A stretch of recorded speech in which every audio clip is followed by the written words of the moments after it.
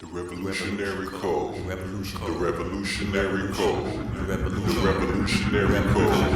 The revolutionary code. Welcome to episode 4 of the Revolutionary Code, where we want to bring you the truth about how governmental politics actually works in every facet of human existence and how that affects our people, Black people in America. My name is Brother Tamani Mwandani out of Houston, Texas, by way of South Carolina. I am the direct revolutionary product of one Cardinal and Bayou Chewy out of the Shrines of the Black Madonna, and the indirect revolutionary product of one Albert B. Clay, Jeramogi Bebe Ajiman, the father of liberation theology and the founder of the Shrines of the Black Madonna. I am also the founder of the Black Gold Nation movement. My co-host, the National Director of Political Strategy and Implementation Department for the Black Gold Nation movement, the intellectual gangster and corporate grassroots revolutionary from Shreveport, Louisiana, aka The Boot, Brother Craig B. Lee. Yes, All right, brother, you got a few words you want to say?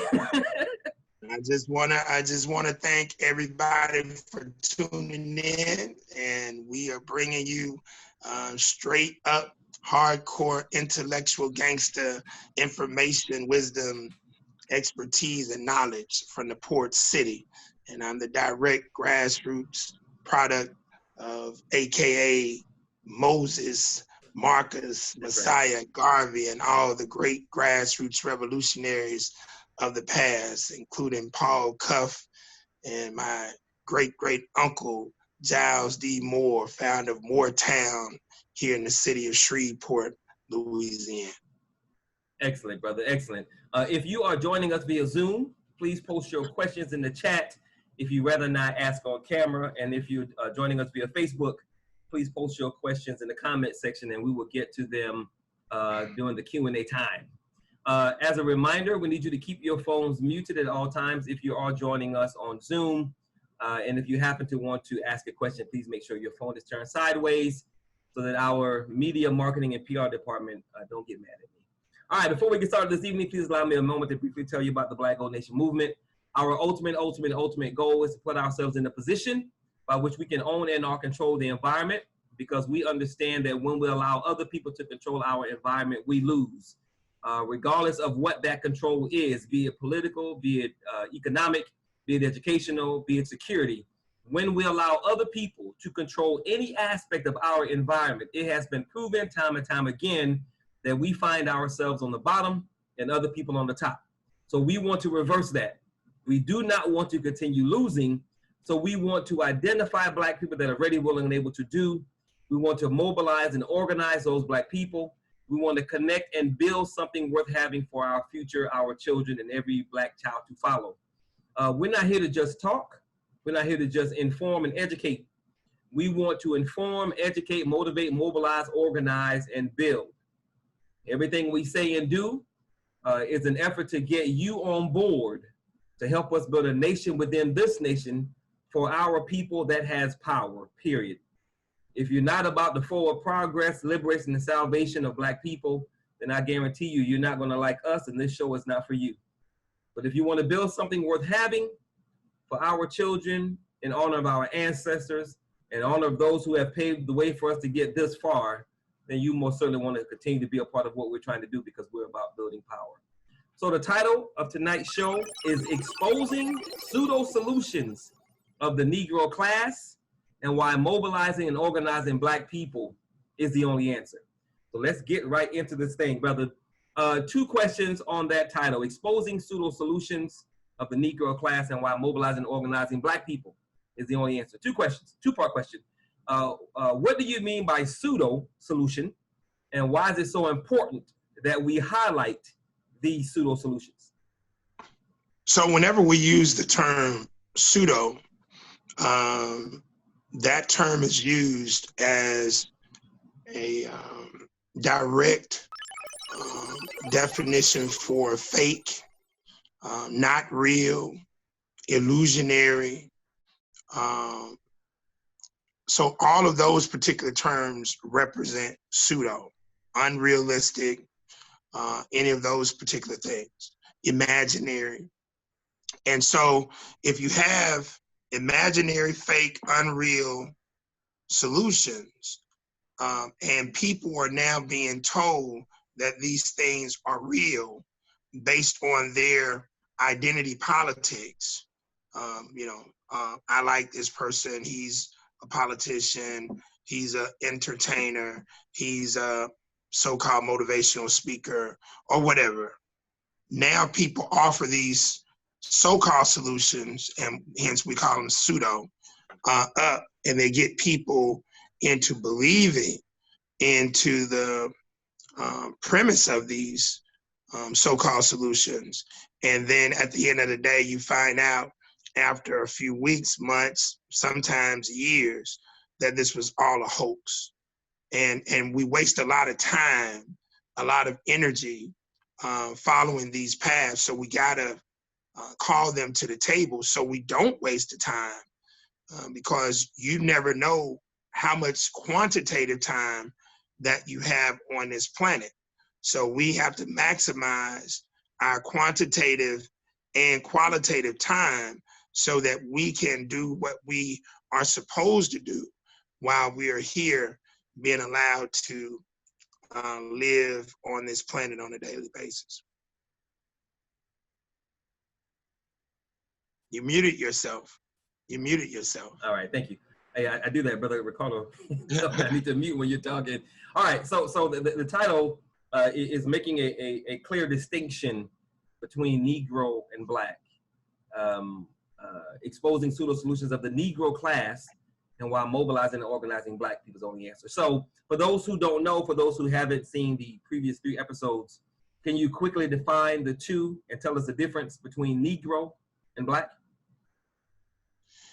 Black, both entities, we're gonna get this clear right now. Both of those entities are African descendants. Whether you be in America, on the continent of Africa, South America, the Caribbean, Canada, wherever. Both of those entities are descendants from Africa. That's number one.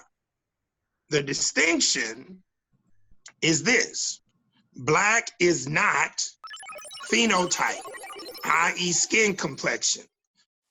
Most people say you're Black simply because of skin complexion. And we have to be very clear to understanding that Black has very little to do with your melanin. And that's what skin complexion is: the amount of melanin in your skin. That most people will say is Black, but that is not actually Black. Black is a state of mind. And so I define Black very, very simply as relates to a state of mind of an African descendant who is about the business of uplifting, liberating, empowering, advancing African descendants anywhere in the world, period. Spiritually, culturally, educationally, economically, socially, and politically. That's what it means to be Black. Negro, the other version of an African descendant, is another mental perspective, and that is one who has been indoctrinated and embraces the philosophy, system, and game of capitalistic white supremacy, whether knowingly or unknowingly. And they do not work for the upliftment, liberation, empowerment, and advancement of our people. And as I told you before, we have 2 factions of Black people: grassroots Blacks, melanated grassroots Black folks, melanated hybrid grassroots Black people. And then you have 4 factions of Negroes: and melanated bourgeoisie Negroes, melanated pseudo bourgeoisie Negroes, which we know now pseudo means fake, unreal, but they look like us because they have melanin, but their minds are not like Black people. Then you have melanated grassroots Negroes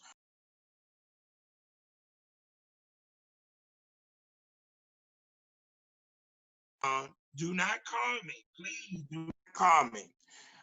But you have melanated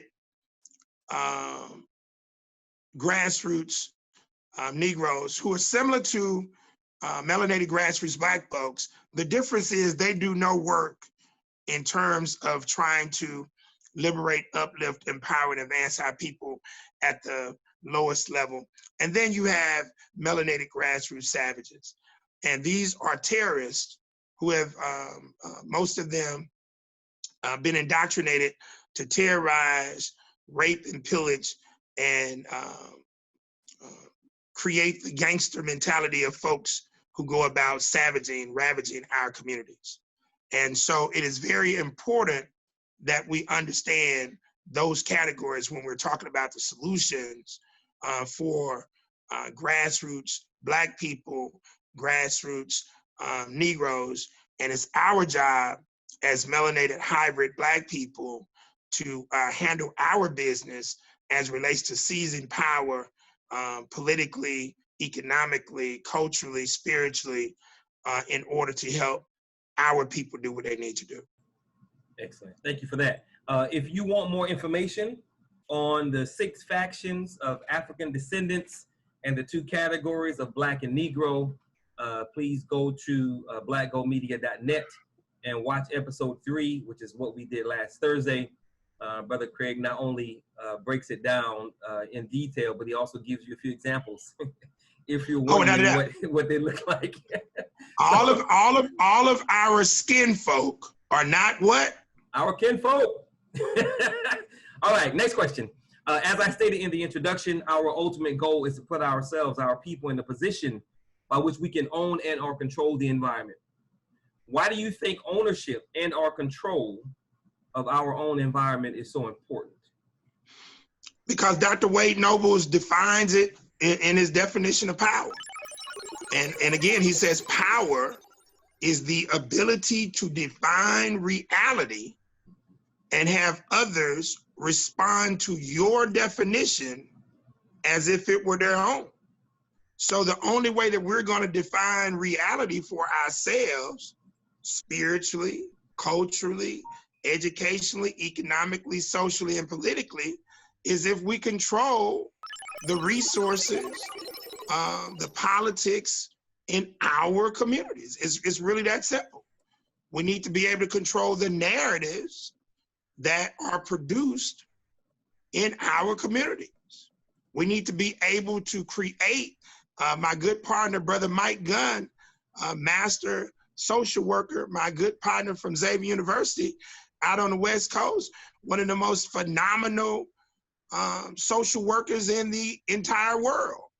They need to be able to craft their version of social therapy for the benefit of helping to liberate the minds and spirits of our people.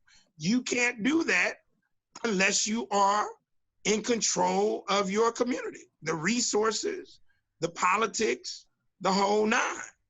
And that is why we have to be able to do that. That makes perfect sense to me. I don't understand how we would be able to move forward and do the things that are required for us to have a life worth living if we cannot control every aspect of our lives and or those things that affect our lives. So that makes perfect sense to me. Look, let me give you a prime example before you go to the next question. If you go and Google right now, there's a controversy, major controversy going on in Philadelphia, Pennsylvania right now with Minister Robert Rodney Muhammad from the Nation of Islam. He is also the president of the NAACP in Philadelphia. All Rodney Muhammad did was share a meme dealing with Nick Cannon and Ice Cube and the whole pseudo Jew situation, okay? Mm-hmm. But because the NAACP, and I have membership with them, because they are funded by some of these individuals, they are going after his ass. I mean, they want him shut down. and they are doing everything they can to eliminate him. And why is that, Brother Tamani? Why? Because they fund the organization. Right. Well, yeah. When you fund it, you can control it. Right? Exactly. Yeah. Yeah. And That's why. And that's another reason why it's extremely important that we understand where the money is coming from, because where you get your funding is where you get your control. And that's why we have to take a very, very, very close look at the Black Lives Matter movement, because their money is large percentage of that coming from other people. Okay. Their money is fun. Their money is funny.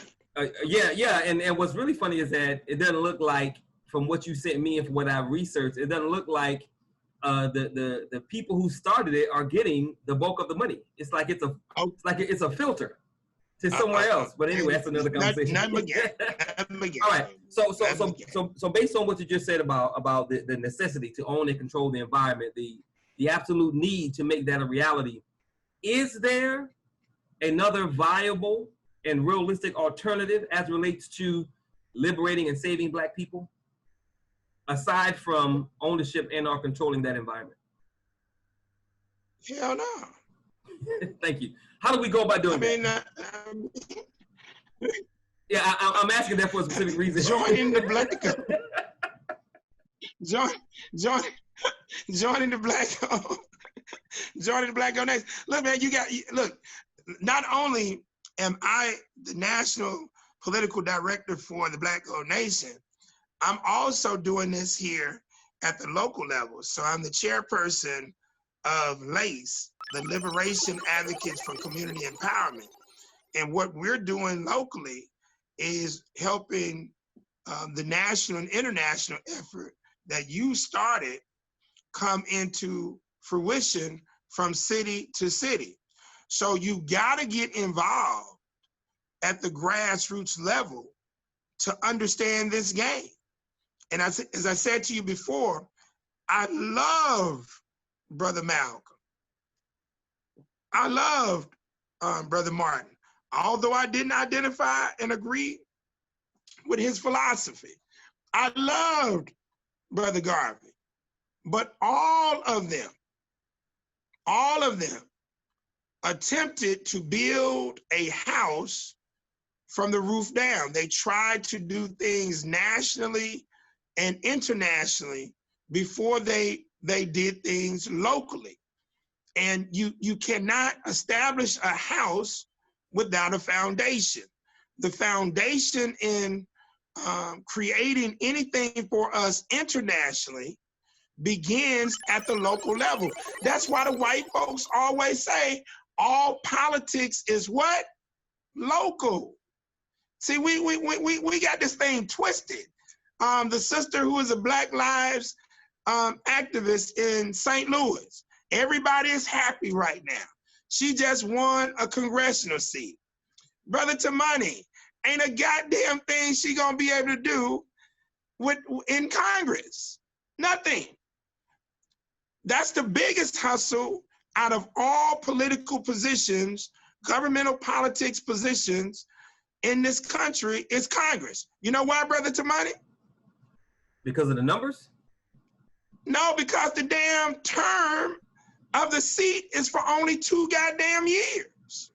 Oh. So now think about that. Right. Your ass just won now. Right. When you get in, it's gonna take you damn near a year to learn what the hell you supposed to do. Now guess what you're gonna be doing during the year that you learning what to do?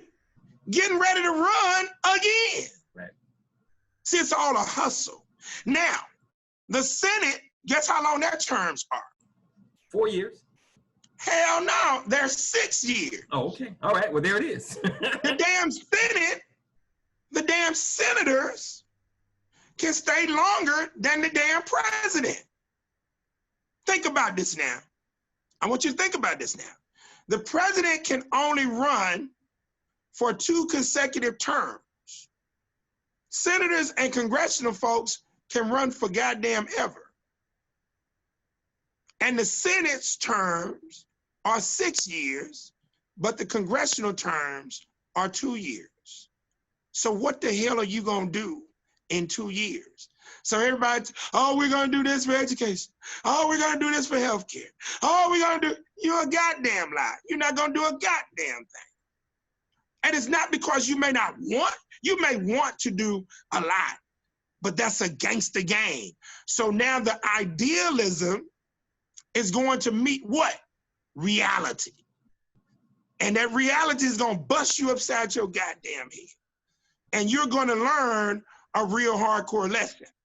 But what we're supposed to do is lock down the politics at the local level. City council, parish commission, county commission, school board, executive branch, judicial branch, your local militia, which is your sheriff's office, your marshal's office. The police comes by way of the recommendation of the mayor and then being approved by the city council. Then your clerk of court, where all of the corporate documents and everything goes through there, your tax assessor, and your coroner. That's where your power is at. Now you use your state legislative delegation to now not try to change policy at the state level, but to gain leverage and resources for your local territory. And then your local and your state delegation works with your federal delegation to now do what? Leverage resources from the federal level for what? Your territory. All politics is local, if you understand the game. All right, now, everything you just said, I venture to say that most of our people don't know that for whatever reason. So I have to assume that we don't know that, because to educate us to that reality puts the potential of power in our hands. Would you say that's why we don't know it? Excellent. Okay, cool. Exactly. All right. Okay. So we are not, we the Black Owned Nation movement, we're not necessarily alone in our belief that we need to own or control the environment. A large number of our people believe that we need to separate ourselves from Europeans or Caucasians and do our own thing as we see fit, have our own systems, institutions, all that good stuff. Which of course, I do not disagree with that at all. But the way other people are going about doing it is completely different than what you just said. So I'm going to call this pseudo solution number 1, which is separation without the usage of political power. So, retarded. Amen. So I want you to answer the question: why is separation without the usage of political power a pseudo solution, and having other groups done just that, separated without the usage of political power? All right, so give me a group that has done that. The Quakers. All right, now who are they? White people. All right, so next question. Amish. White people. And who are they? White people. White people. Okay, so yeah, I don't know if I can think of a Black group that's done it successfully. So look here. Now, if you wanna live outside under the goddamn stars, and you wanna live off the land, and you ain't got no problem, hearing crickets and whatnot, and you ain't got no problem not having an AC, and you ain't got no problem having a refrigerator stove. Hey, I mean, you don't need money. You can, rock and roll. But here's the thing: if you separate, and this shows you that people don't understand. Currency, money, is what? An idea. An idea that is controlled and regulated by what? An idea. Of government. Of politics. I got you. Okay. I got you. Yeah. But let me say this to what you just said. There is nothing. It doesn't automatically mean that you're going to be outside under the stars with no AC, listening to crickets, because there are people that have the ability to build infrastructure and buildings. You didn't hear what I just asked you. All right, come on. Everything that you want to do separately It's controlled by what? Politics. Okay. So how the hell are you gonna be separate? The damn roads that you want to drive on to get to this separate place is created by who? Government, politics, political officials. The damn electricity that you want to use is controlled by who? The municipality. The internet you want to be able to be separate on is controlled by who? The government, I don't know. Some private entity, I don't know. All of this is idealism, man. Okay. Look, man, look, you're not going to be establish yourself as a power entity without politics. It's not going to happen. Everything, hear me, man, is politics. Whatever goes on between you and your wife, you know, once she catches you going to the goddamn boat and spending all the goddamn money, and she's ready to bust your ass upside the head with a skillet, that's politics. Yeah. Once she goes and spends all the money on some damn Dolce Gabbana or whatever foolishness she wants to go spend it on, instead of going and pay the light bill, that's politics. Everything is politics. So you got governmental politics, family politics, you know, marriage politics, you got business politics. All of those things are politics. So you're not going to separate and not be a part of politics. The question is, do you understand the dynamics of that? So when people talk about sovereignty and all of this foolishness, I mean, it's foolish. It's foolish. It makes no sense. I'm glad you brought that one up because that's my next one. Okay, so along the same lines, we have groups of melanated people who believe in separation, but not by taking over one of those 4 land masses that you talk about, which are a town, a city, a parish. What's the other one? A village. A village. A town. A small city, or a mid-sized city. Or mid-sized city. Okay. Okay. So they are not trying to take over a land mass that way. What they want to do is carve out space for themselves via what you just said, the acquisition of some sort of sovereign status, trying to get a certain status. And before you laugh, let me finish. Trying to get a I do not want to be disrespectful to our people who believe certain things. I just want to point out the fallacy of it. Okay, so I'm calling this pseudo solution number 2, right? Separation by obtaining a certain classification that can be recognized by a larger world court to do our own thing. So I want you to tell me respectfully, why is trying to separate via the obtaining of a certain status or classification, why is that a pseudo solution? Why can't I do whatever research, connect with whatever world court, get the status, and become my own sovereign citizen? Why is that a pseudo solution, Brother Craig? And what entity would determine your goddamn status? I'm going to assume a court of law.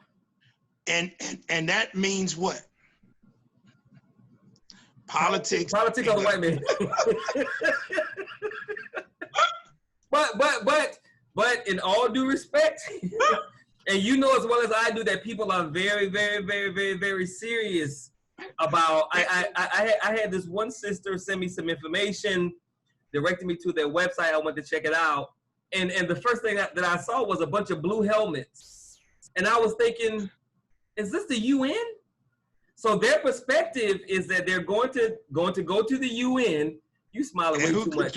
And who controls the UN? Wait, be quiet. You smiling too much. This is going to be serious. They're going to the UN to take the U.S. government to court because these documents that have been hidden away state that we are a certain people. So I'm saying, why is that a pseudo solution? That's my question to you, brother. It's not pseudo, it's retarded. It's even worse. It's even worse than a damn pseudo solution. Well, you got to say why. Why is it? because the same entity who they say they're going to take to a damn imaginary world court that don't exist controls the very damn world court that don't exist. The United States controls the United Nations. Big time. Big time. So okay, what country jail are you gonna put the United States in? I mean, what they going? Yeah, I don't know. What prison they going to? I don't know. So let me ask you. It did not take me long to realize that I don't think it's going to work. So do you believe, and this is, I'm not sure if you can answer this without disrespecting people, but do you believe that this is an actual belief, or do you think it's a hustle? It's a goddamn hustle. Look, and let me just break this down. From 1864 to 1944, our damn ancestors coming out of slavery created over 200 goddamn towns and cities in America.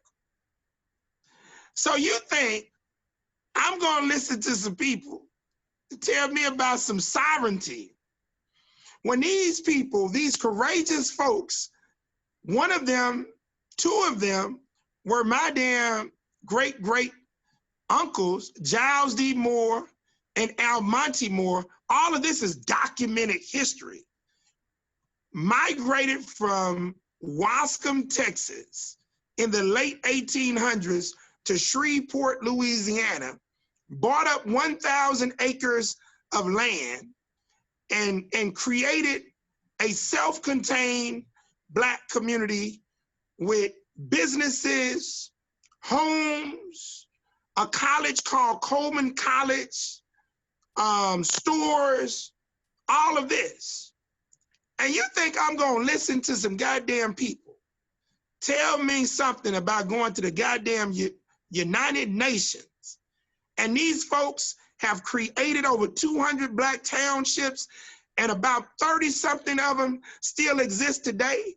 And one of them is in the state of Louisiana, just 65 miles east of Shreveport, called Grambling, Louisiana. And it was created in like 1896. And it is the home of Grambling State University. You think I'm gonna listen to some people tell me some fantasy about some goddamn United Nations?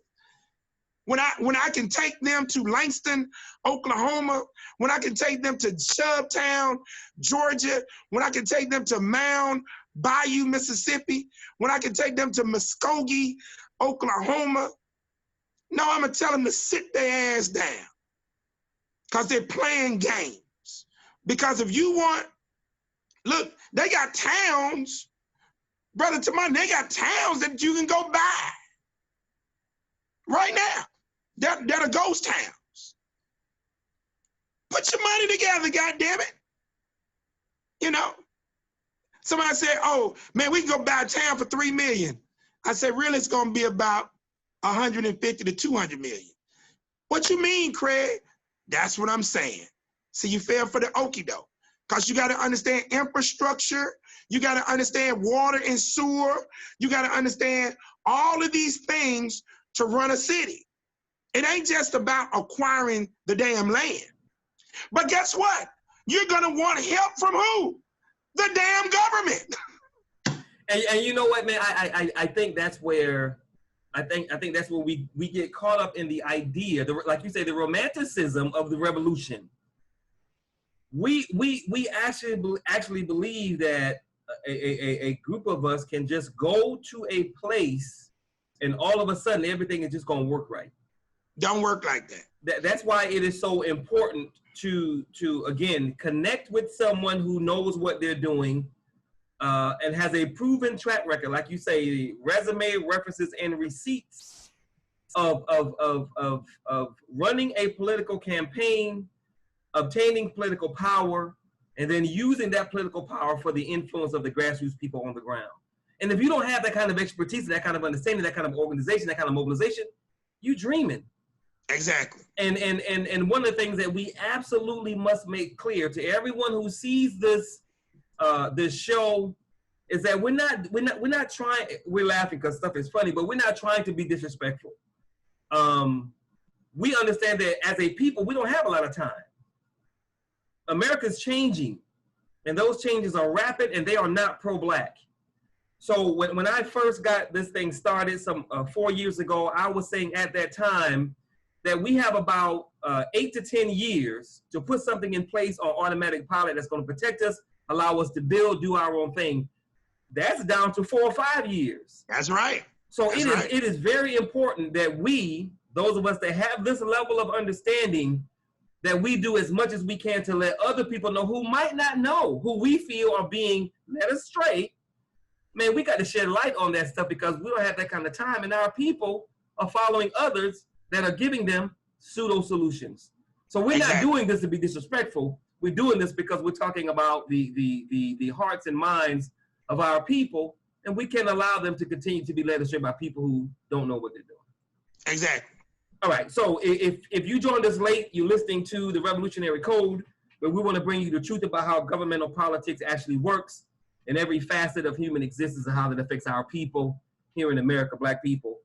Tonight's show title, let me go back to that, make sure I get it right. Tonight's show title is Exposing Pseudo Solutions of the Negro Class and Why Mobilizing and Organizing Black People is the only answer. My name is Tamani Mwandani. I'm the founder of the Black Owned Nation Movement. And my co-host this evening is Brother Craig B. Lee, the National Director of the Political Strategy and Implementation Department for the Black Owned Nation Movement. Okay, brother, on to the third pseudo solution. A lot of our people believe that we need to do certain things first before we get to doing other stuff. We need to do politics first. We need to do security first. We need to do spirituality first, education first, business first, as opposed to multitasking and doing all of those things simultaneously. I'm going to call this pseudo solution number 3, focusing on only one problem, to fix what's destroying the Black community. So I want to ask you, why do you think our people only want to focus on one issue as it relates to the collection of issues that we're facing? Why do you think we do that? Because they've been programmed to be one-dimensional in their indoctrinated mind. And because most of our people don't know how to think, and they don't know how to critically think, because their minds have been enslaved from before they were born, they believe in one-dimensionalism. But life in this world operates on a multidimensional level. That's why if you go to any school, you don't just take English. You take math, you take science, you take PE, you might take music or some form of sport. You take a curriculum of courses during the course of a day, during the course of a semester and a year, because you got to cover multiple things. And that's the same way as it relates to overall life in society. But because people have been trained to be one-dimensional, when they step outside of the school environment, they can't connect those dots to regular life. And it's the same thing.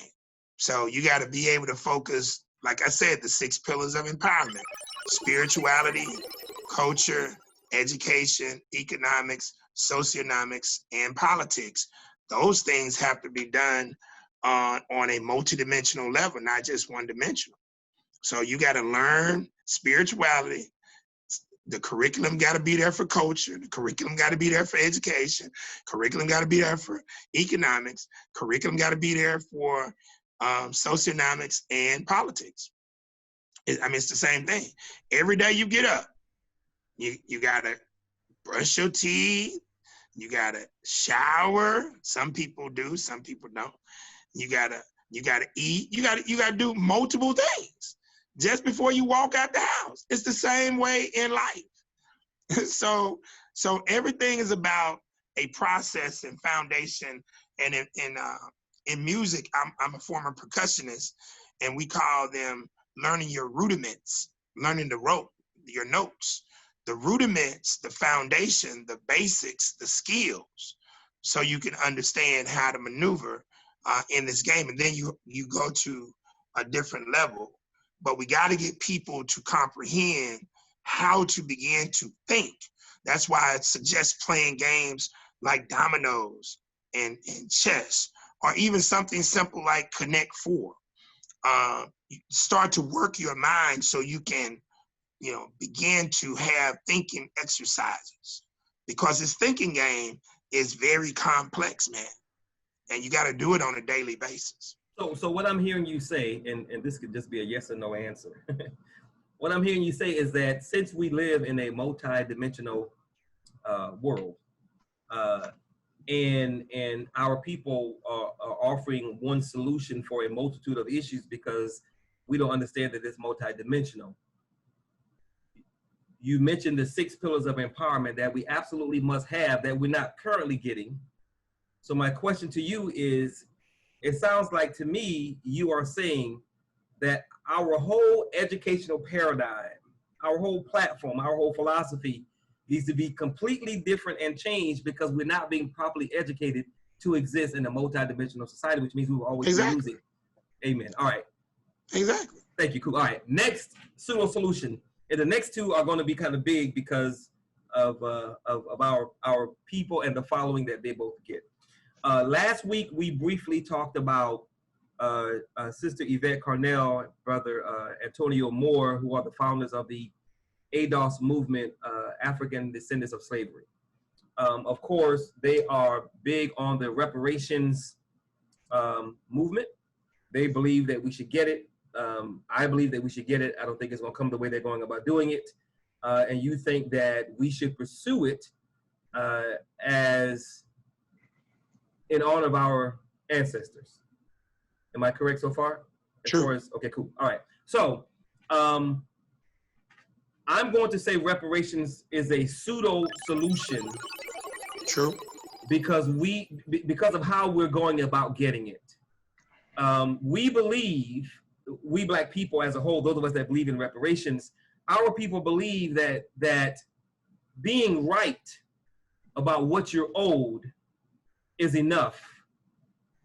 We believe that the data supports the argument, so we're going to get it. I think that is a pseudo solution because we don't understand how power works. We don't understand that if we want reparations, we have to mobilize, organize, and take it.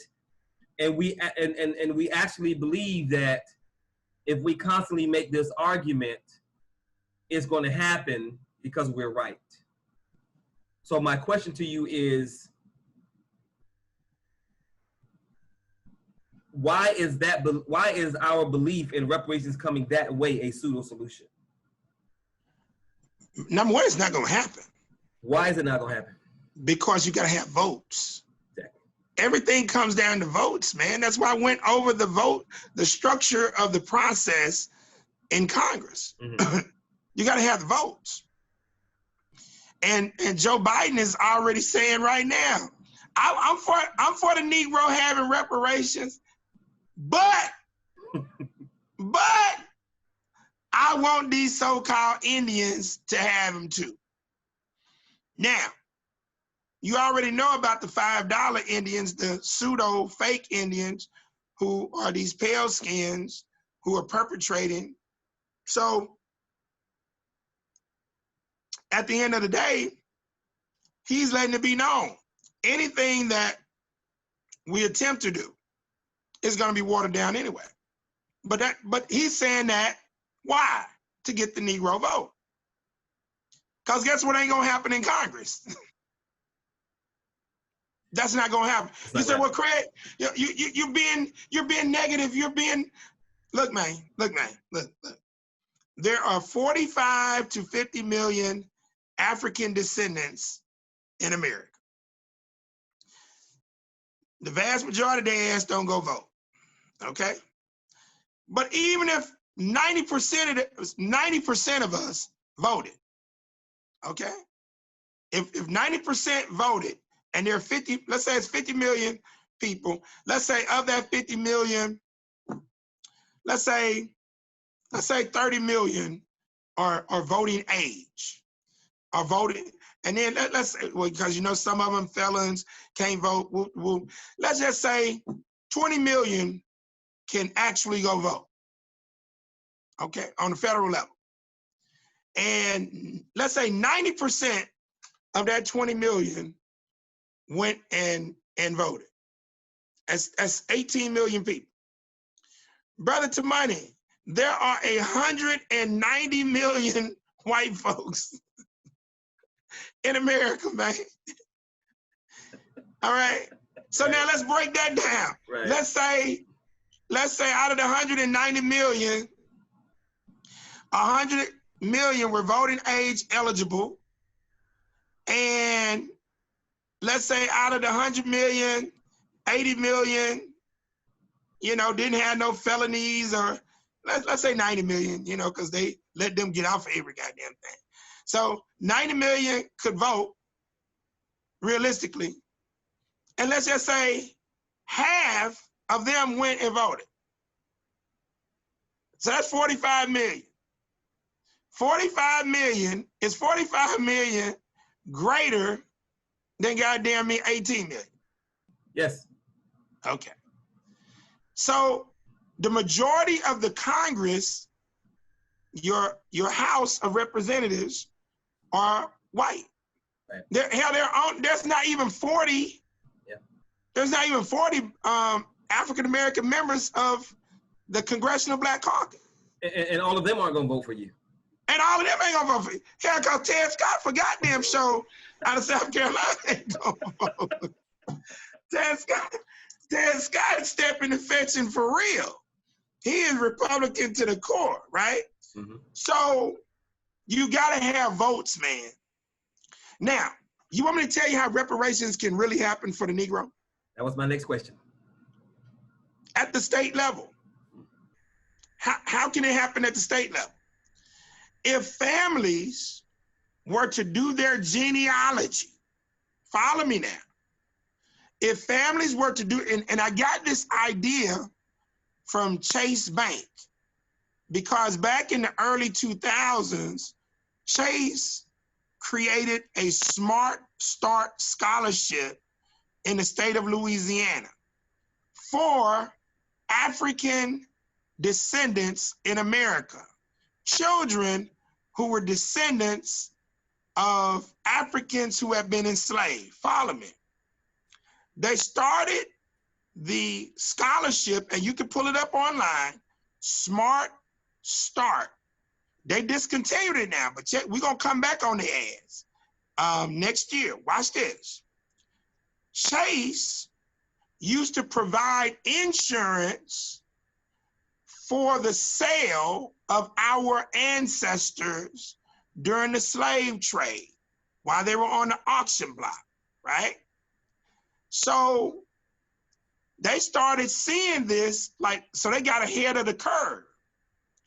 And they offered up a reparation scholarship for any descendant, African descendant in the state of Louisiana, who wanted to go to basically all of your state schools and my alma mater, Xavier and Dillard. I think the only two schools that weren't a part of this was Tulane and I think Loyola, I think.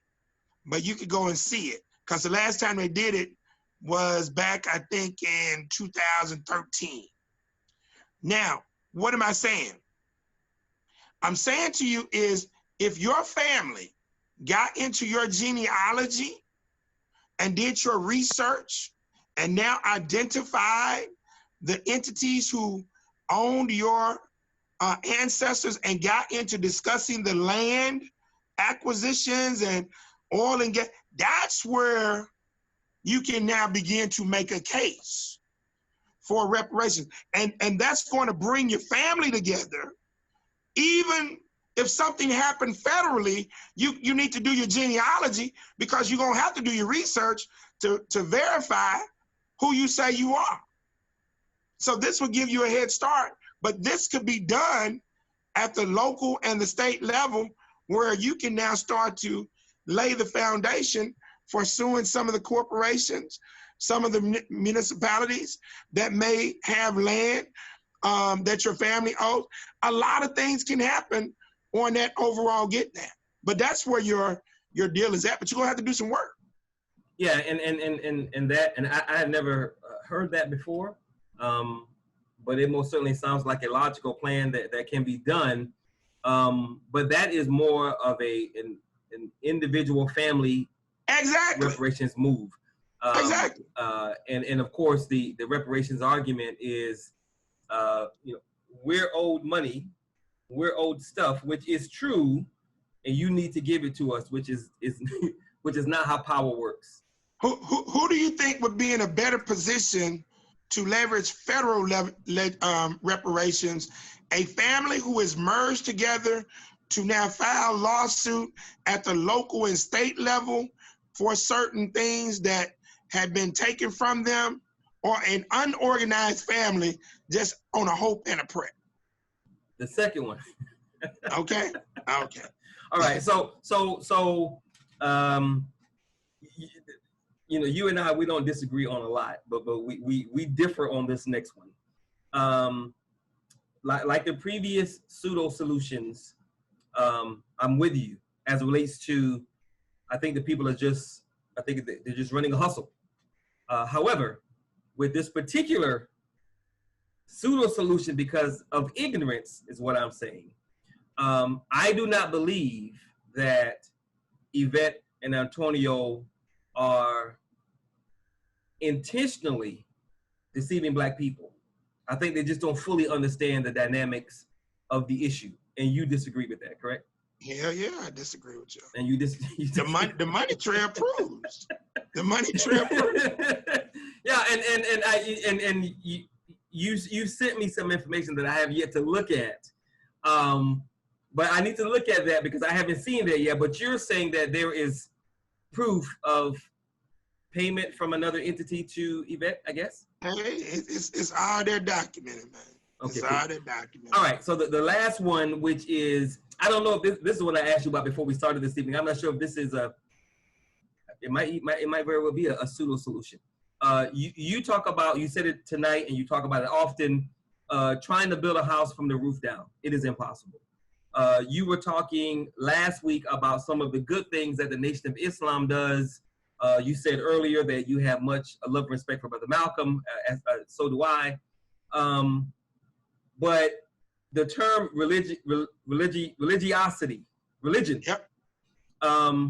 Religion is a hell of a thing, and yeah. it has a lot of our people disconnected, disengaged, not active, and of course that's not everybody.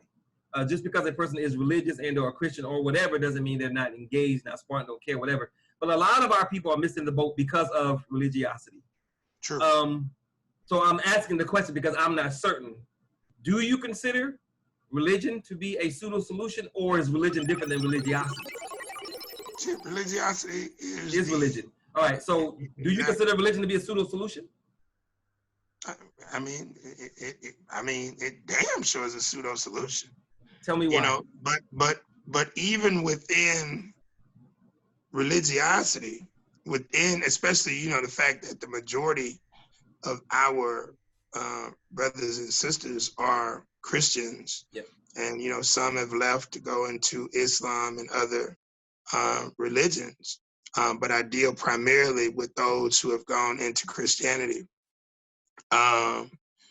Even within the hustle of Christianity, there is truth.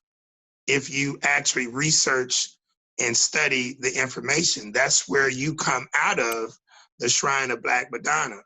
I have much respect for Dr. Cleage, Dr. Cone, all of these particular individuals who created Black liberation theology. One of my good mentors here in Shreveport, Reverend W.L. McAfee, he's a Black liberation theologist, grassroots preacher. I grew up in a Black Baptist church. That laid the foundation for me to go to Xavier University. And it was at Xavier University studying, although I was a marketing econ major, our curriculum was centered around also 2 semesters of theology, 2 semesters of philosophy, and a semester of ethics. And it was 35 years ago in a few months, this November, that the light of spirituality and right culture came to me. But had I not been cultivated to some degree in religiosity, I wouldn't have even been prepared to roll with the whole spiritual thing, because I needed to have something to compare and contrast. And I divorced myself from religiosity 35 years ago, and I've been walking this spiritual path. But I don't demean or disrespect individuals like my mother and grandmother and aunts, because that's what they know, that's what they believe in. What I've come to realize is, from a spiritual standpoint, I'll just do the work and let them believe what they believe, and they then support me. Some of my biggest supporters are Christians. A few of them are Muslims. Some of them are different faiths. And I'm asked to come into Christian churches to do lectures and whatnot. And they say, man, a gangster? They let an intellectual gangster come into a Christian church to do a lecture? I'm like, yeah, because I ain't got no goddamn religion to take them to. Mm-hmm. So I'm just here to activate their spirituality. And hey, if you're willing to work for the betterment of Black people, you're willing to help uplift, empower, liberate, and advance the cause of our people, I don't give a goddamn that what you believe. Baptist, Kojic, Methodist. Hell, you got about 75 different denominations underneath the Christian umbrella. Hell, I went to Xavier, the only Black Catholic institution in the Western Hemisphere, and I had to learn how to, do all of that, right. All that kind of stuff today.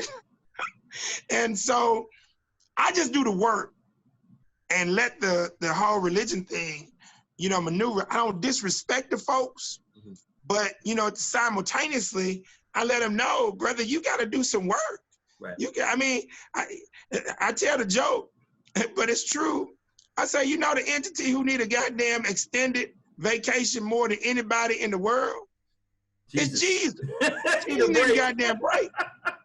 Y'all want Jesus with y'all at the casino?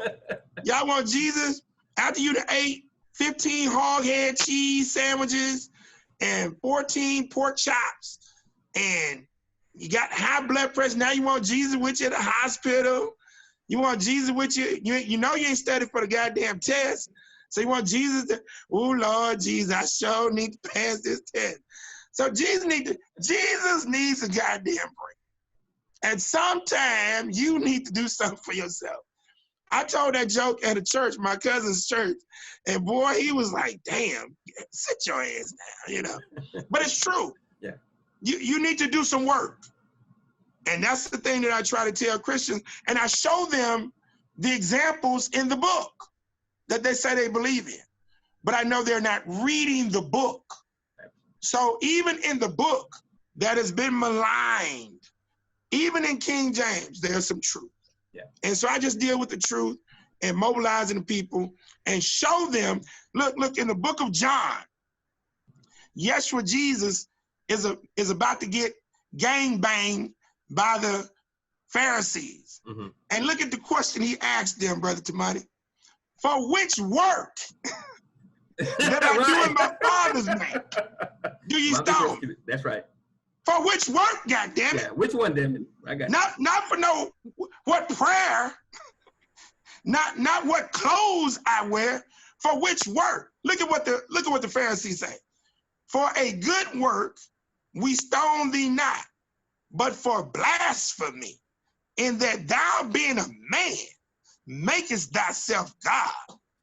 And Yeshua respond and say, is it not written in your law, the damn Torah, I said, that you are gods. And if he called them gods, unto whom the word of God came, and scripture cannot be broken, say ye of him whom the Father has sanctified and sent into the world that are blasphemous. Look what he say. If I do not the works of my Father, believe not in me. But though ye believe not in me, believe in the goddamn works that I do. For it bears witness that the Father is in me and I in him. See, I can quote that because I lived it. I love that. And I think, brother Craig, that is it is 10:01. That is a good place to stop. And I think we forget, man. Again, as you said, I come out of a Christian organization that was about the work. And I think our religious brothers and sisters, we forget that faith without work is indeed dead.